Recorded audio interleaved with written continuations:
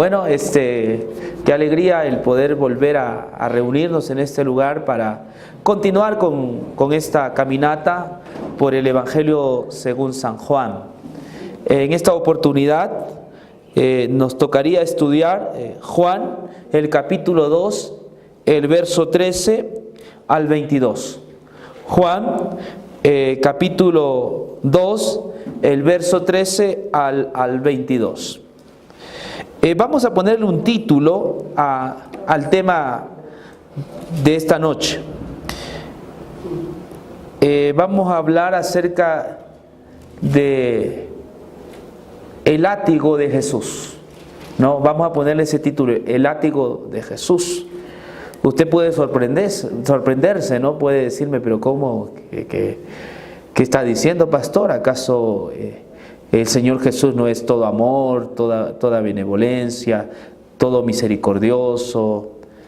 ¿Acaso Jesús no es compasivo?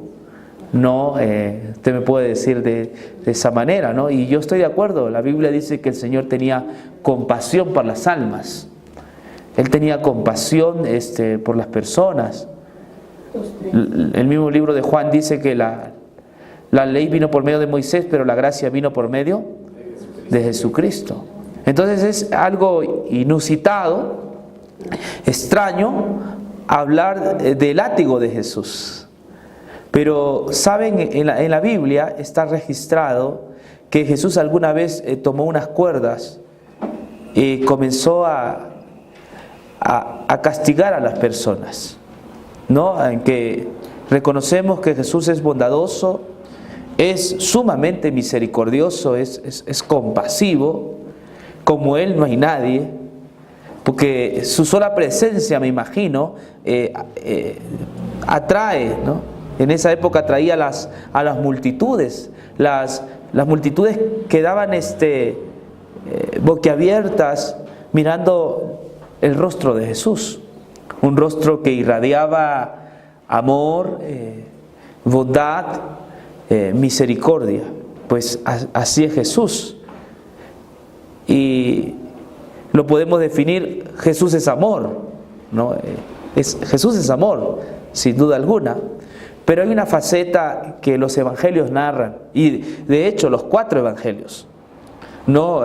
Para tomarlo en cuenta, como diciendo, miren, tomen en cuenta esta faceta de Jesús, que quizás es poco conocida, poco se comenta, sin embargo, pues la Biblia lo narra acerca de lo que pasó con el Señor Jesús en cierta situación, cuando Él se vio forzado a usar la cuerda, porque la cuerda es un instrumento de punitivo, ¿no? De castigo. No vamos a pensar que es para acariciarte, ¿no? No. Es un instrumento de castigo. ¿Cómo le llaman ustedes a la cuerda? El látigo. Sí, por eso el tema es el látigo de Jesús, el azote, ¿no? Ese es un instrumento para castigar, para corregir, ¿no? Es el concepto que nosotros tenemos, y justamente las manos de Jesús fueron utilizados para lo mismo. Pero ahora viene la pregunta, ¿por qué tuvo que usar látigo? ¿Por qué no se hizo el de la vista gorda? ¿Por qué no fue un poco más diplomático? Porque aquí Jesús no es nada diplomático al usar látigo. Vamos a ver el contexto, ¿sí? Por favor, vamos a leer San Juan 2:13. Dice lo siguiente: estaba cerca la Pascua de los judíos, y subió Jesús a Jerusalén, y halló en el templo a los que vendían bueyes, ovejas y palomas, y a los cambistas allí sentados. Y haciendo un azote de cuerdas, echó fuera del templo a todos, y las ovejas y los bueyes, y esparció las monedas de los cambistas, y volcó las mesas. Y dijo a los que vendían palomas: quitad de aquí esto, y no hagáis de la casa de mi padre casa de mercado. Entonces se acordaron sus discípulos que está escrito: el celo de tu casa me consume. Y los judíos respondieron y le dijeron: ¿qué señal nos muestras ya que haces esto?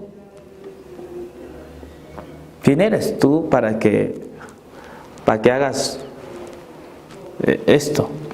¿Quién eres tú para que tomes cuerdas y castigues a las personas y desordenes lo que está aquí en el templo, ¿no?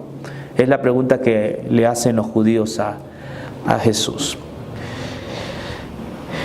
Entiéndase que cuando Jesús purifica el templo, usa las cuerdas, es en un momento trascendental para los judíos. Había una fiesta nacional, era la Pascua, ¿no? Juan dice: estaba cerca la Pascua de los judíos y subió Jesús a Jerusalén. O sea, estaba muy cerca la Pascua, de manera que los judíos se preparaban porque era una fiesta nacional, ¿no? Estaban haciendo todos los preparativos para iniciar esa fiesta, ¿no?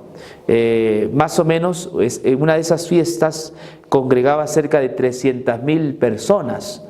Las personas venían de diferentes lugares para celebrar la Pascua, ya que era una fiesta nacional, pues no se olviden, era conocido, ya que era la conmemoración de su liberación cuando habían sido esclavos en Egipto.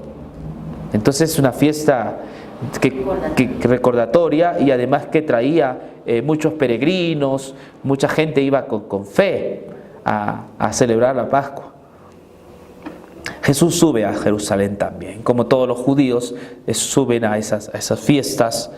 Y allí Jesús, al subir al templo, le llamó la atención lo que había alrededor de ese lugar sagrado.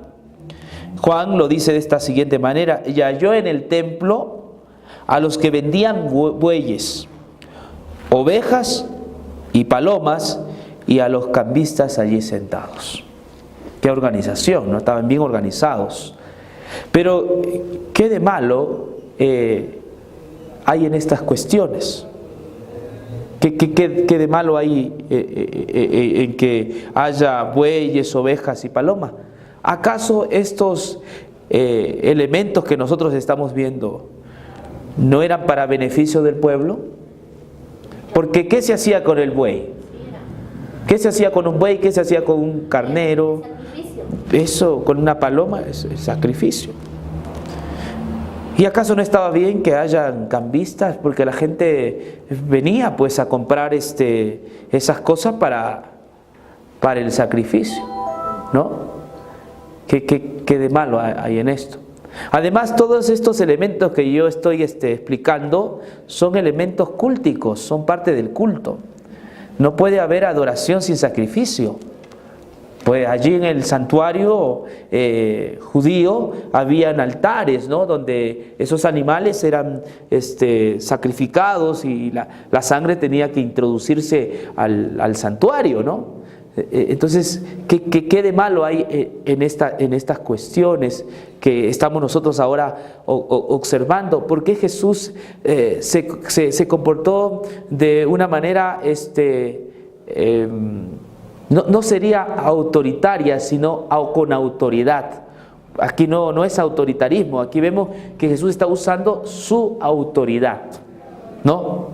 No confundan el autoritarismo con la autoridad. Jesús era una autoridad porque Jesús era el que le había dado las instrucciones a Moisés de cómo iba a estar diseñado el templo y de los sacrificios y todo el rito que había. Por lo tanto, él era la autoridad. Él era el que le había dado todos esos reglamentos a Moisés. Él era el Señor del culto. Él era el Señor del templo. Había llegado a su templo. Pero no quedó contento con lo que estaban haciendo estos sujetos. Hermano, tengas en cuenta que aquí no está en cuestión que la gente traiga ciertos negocios, vio alrededor del templo, ¿no? Hay gente que pues te puede vender una limonada, o después que terminan los servicios te puede vender un almuerzo. eso no está en cuestionamiento, ¿no? Porque hay gente o religiosos que utilizan este pasaje bíblico para decir, no, en la iglesia no debe haber ventas, ¿no? En los templos no debe haber ventas, pero pues en los templos donde hay más ventas, porque saben que reúne congregación. Entonces cuando uno sale hacia afuera, uno va a ver gente que está vendiendo chucherías, ¿no? Cualquier cosa para calmar nuestra hambre, nuestra sed. Eso no está en cuestionamiento, y que probablemente en Jerusalén había este tipo de vendedores, ¿no? Pero no está esto en cuestionamiento. El Señor no está cuestionando a la gente que va a ganarse el pan con el sudor de su frente. No, no. El Señor lo que está cuestionando aquí es precisamente y exactamente a los líderes religiosos. Está llamando la atención a aquellos que estaban al servicio del culto, porque habían convertido la casa del Señor en negocio, en comercio, porque ellos estaban lucrándose del templo. El templo debería ser un lugar de perdón, de reconciliación, un lugar donde se tenían que aliviar las cargas, donde la persona iba a experimentar libertad. Esa es la finalidad del templo. Sin embargo, los religiosos más bien estaban oprimiendo al pueblo. Esto es interesante. Aquí Jesús se va contra el autoritarismo y la opresión de los líderes religiosos hacia el pueblo, porque los líderes religiosos estaban sacando ventaja y estaban abusivamente cobrándoles a la gente de todo. Abusivamente. Hermanos, y lo que vemos aquí en la Biblia no es ajeno a lo que vivimos hoy en día. Hoy en día también se trafica con la fe. Yo aquí voy a demostrarle algunas cosas, cómo se comete el tráfico de fe. Porque hay mucha gente que es abusiva y que porque tiene un título de ministro, un título de pastor, un título de sacerdote, entonces se aprovecha de la inocencia del pueblo, de la buena fe del pueblo, y terminan bolsiqueando al pueblo, terminan oprimiendo al pueblo, a nuestros hermanos. Es que Jesús está en contra de eso. Aquí está Jesús en contra de la corrupción, en contra del abuso, ¿no? Cuando se trafica con la fe, cuando se engaña al pueblo, porque estos líderes lo que estaban haciendo era engañar al pueblo. Pero pastor, ¿usted cómo puede decir que estaba engañando al pueblo? Se lo voy a demostrar. Primeramente, hay algo que hay que tomar en cuenta aquí, es que normalmente las personas eran las que traían sus animales al santuario. El judío sabía que había una fiesta importante, entonces cuidaba y alimentaba a su ovejita, ¿vio? Y le daba de comer bien gordita y la separaba para el Señor. Y la llevaba cuando había una de estas fiestas. Con todo su corazón llevaba esta ovejita, ¿no?, hacia el santuario, y luego esta ovejita tendría que ser sacrificada, y eso lo hacía el pueblo. Pero en algún momento los sacerdotes dijeron, no, pues aquí podemos hacer negocio. ¿Por qué? Porque el sacerdote, el Señor le había dado la autoridad al sacerdote de ministrar en el santuario, en el templo, y además era el sacerdote el que examinaba a ese animalito, ¿no? Lo examinaba con mucho cuidado, porque tenía que ver que esté en buenas condiciones, no tenía que ser carachoso, perniquebrado, enfermo, ¿no? Alguna cosa ahí, no tenía que tener defecto el animal. Entonces el sacerdote era el que examinaba, ¿no? Y nos cuentan algunos historiadores que muchas veces el animal estaba bien, pero el sacerdote le decía, no, este animal no vale, no sirve. Es inútil. El pobre hombre no sabía qué hacer, porque él iba con todo su amor y su pasión a llevarle un animalito al Señor, pero el sacerdote rechazaba. Entonces el hombre en esos apuros, ¿no? En esa situación, no sabía qué hacer, así es que el sacerdote le daba la salida. Mira, tranquilo, para todo hay solución, ¿no?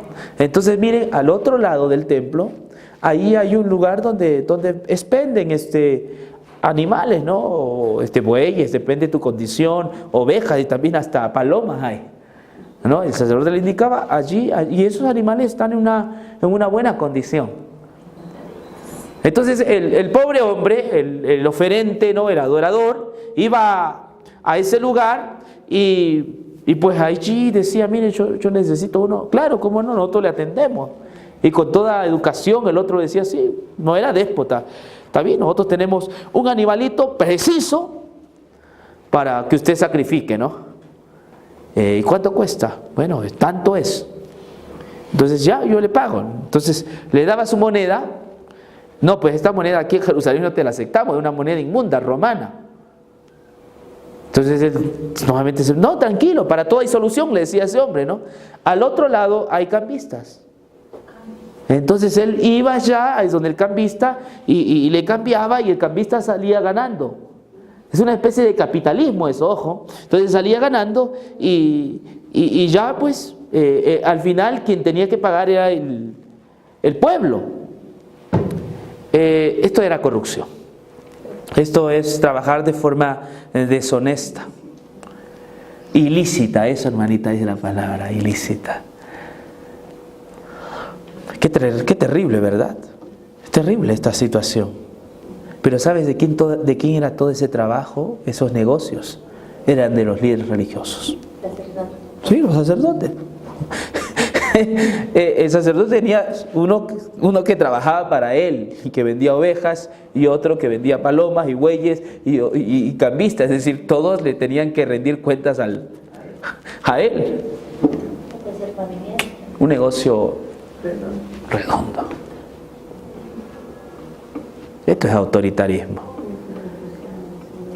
Sí, ellos estaban en la opulencia porque vivían a las costillas del pueblo, oprimían al pueblo.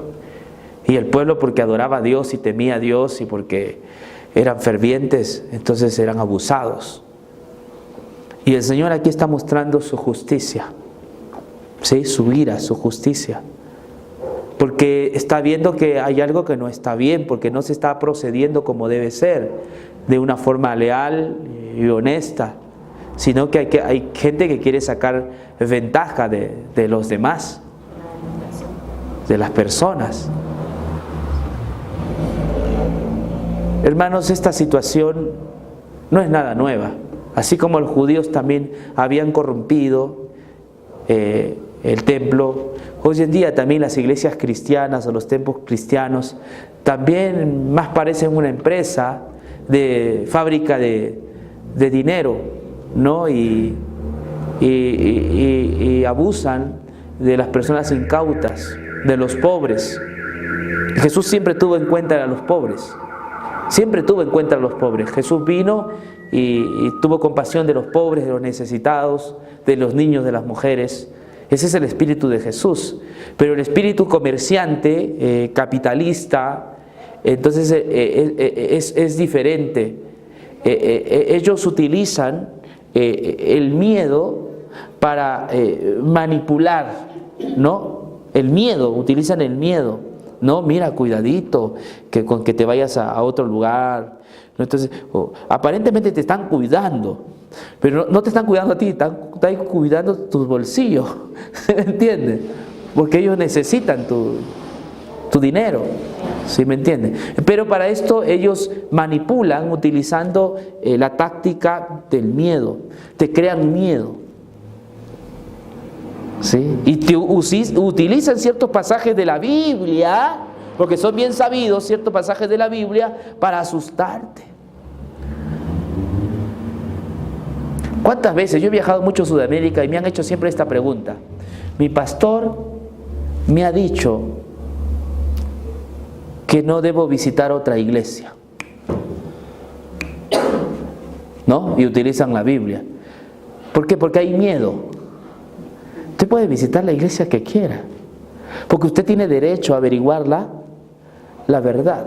Porque de pronto yo no estoy predicando la verdad y usted tiene todo el derecho de averiguar si lo que estamos enseñando aquí es correcto y está amparado en la Biblia. Usted tiene todo el derecho, tiene toda esa libertad, pero ahí en ciertas iglesias le cortan esas libertades para que usted esté sometido al sistema. Al sistema le conviene predicar la salvación por obras. O sea, al sistema le conviene predicar la salvación por obras. Porque predicando la salvación por obras es como se puede manipular a las personas a dar y dar y dar.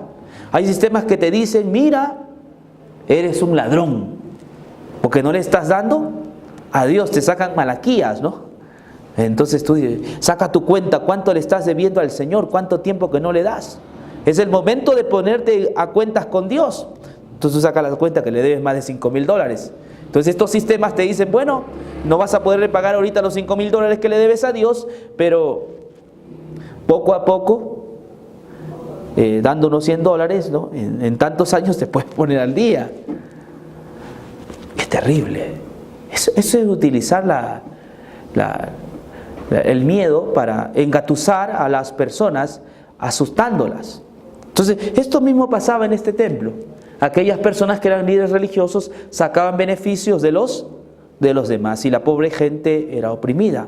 Al punto que dice un historiador que había tantos pobres en Jerusalén que los pobres que pensaban que ser pobre era una bendición. Llegaron a pensar así, que ser pobre era una bendición. Sí, entonces hasta autoestima tenían los pobres, ¿no? También yo soy pobre. ¿No? Entonces toda esta cosa, ¿no?, pasaba en el templo. Este es solo un episodio de lo que ha pasado a través de la historia. Yo quiero comentarles, por ejemplo, en la Edad Media, la Iglesia Católica tenía un banco, ¿no? Ese se llamaba el Tesoro de Méritos. Ese era el banco de la Iglesia Católica. ¿Y qué contenía este banco? No tenía dinero, pero dicen que contenía la santidad de los santos. Habían santos que habían sido tan santos que les sobraba santidad. Entonces ellos decidieron, esa santidad que les sobraba, regalárselos a la Iglesia Católica. Y la Iglesia Católica los tenía en su banco de méritos. San Pedro vivió tan perfecto que le sobró perfección y se lo regaló, ¿no? La Virgen María también, o María, vivió tan santamente que le sobró santidad y estaba en ese tesoro de méritos. De manera que cuando tú, pecador, te sentías pecador, entonces te faltaba santidad, tú podías beneficiarte de ese tesoro. Entonces, ¿de qué manera? Visitando los monasterios, esos huesos, y pagando cierto dinero, entonces tú podías beneficiarte de esos méritos. Eso es explotación. Eso es hacer de la casa de oración casa de comercio. Sí, interesante, ¿no? Hace poco un pastor dijo que Dios le había dicho que él tenía que tener un carro de $200,000 y que los hermanos de su iglesia tenían que aportar. No, porque el Señor le había revelado que tenía que tener un carro de $200,000. Y bueno, los hermanos ven emocionados, sí, el pastor, ¿no? Sí, el pastor. Y cuando me cuentan que uno de esos filigreses vio al pastor ya en su carro de $200,000, lo saludó y el filigrés, tan mal, qué lindo que mi pastor ande con un carro de esa cantidad de dinero.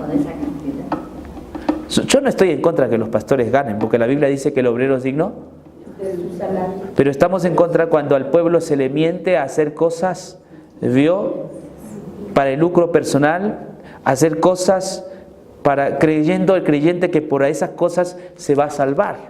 Pero es mentira, él no se va a salvar por esas cosas.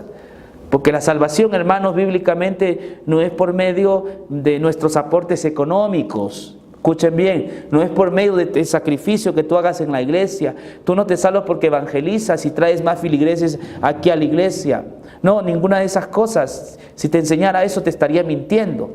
Y claro que esas iglesias que meten el miedo, ¿no? Que si no llevas ni un alma no vas a tener ninguna estrellita en el cielo, ¿no? Entonces te meten miedo, si no traes una almita, entonces estás perdido. No. Es natural el cristiano predicar y enseñar y dar y etcétera, etcétera.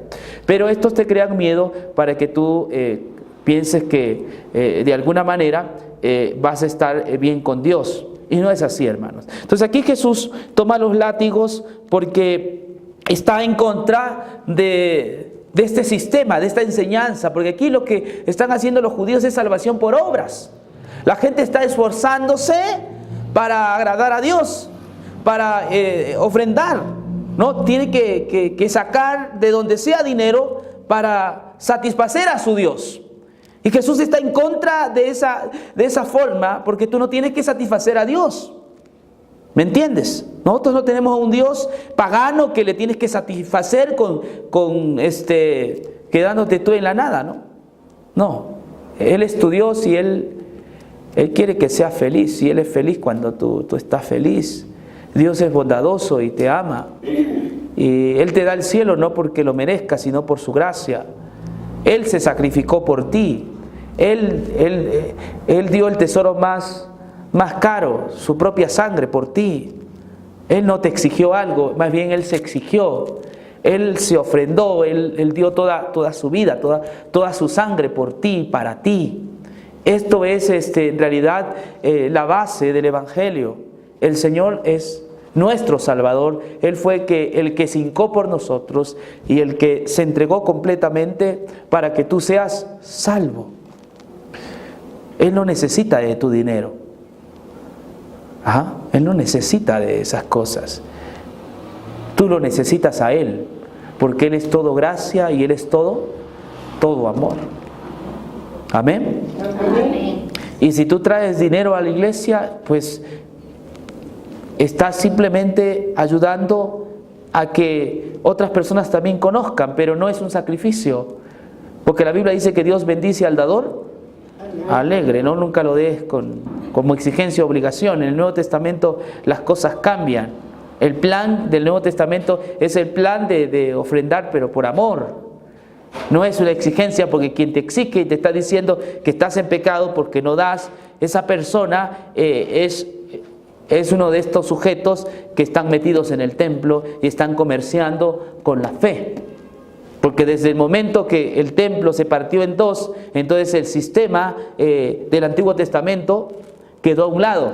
Y no podemos nosotros seguir enseñando el Antiguo Testamento, porque eso sería decir que Cristo no murió por nuestros pecados, que Cristo no es un Salvador suficiente.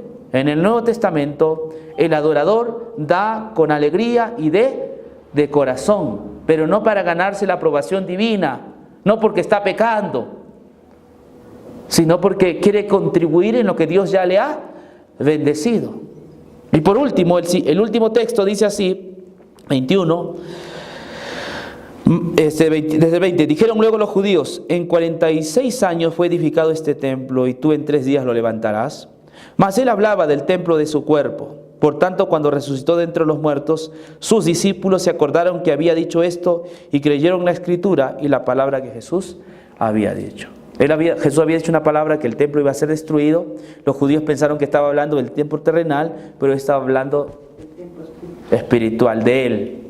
Jesús es el templo, su cuerpo fue destruido en nuestro lugar, esto es sustitución, murió en nuestro lugar y resucitó para darnos una vida mejor, para darnos una esperanza, para darnos un nuevo orden de cosas.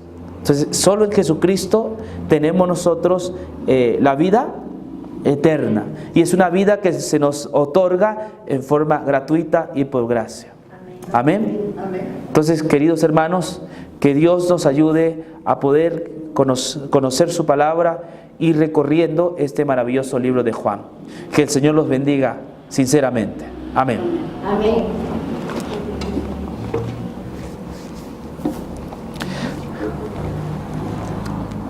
Muy bien, hermanos.